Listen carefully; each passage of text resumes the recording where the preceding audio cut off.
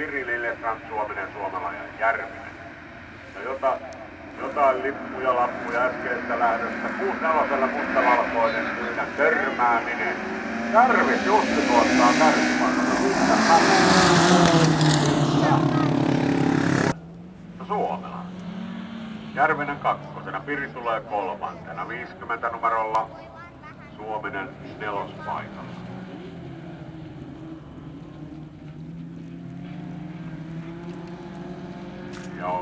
Ja ongelmia näyttää olevan sitten Cedric Liljestrandilla. Ei pelit ole nyt tänään iskussa, se on vähän uumoinen. No, siellä kakkospaikalta Piri pyörähtää ja Suomela päättää keskeyttää.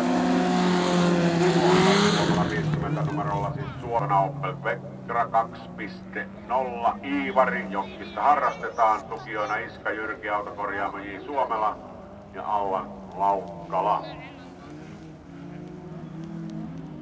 Järvis Jussi tulee numerolla 61 edelleen.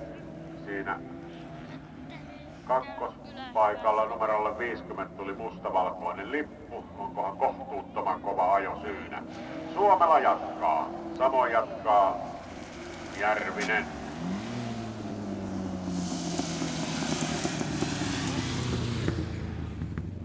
Pienen hinaustauon jälkeen jatkaa lähtö 17.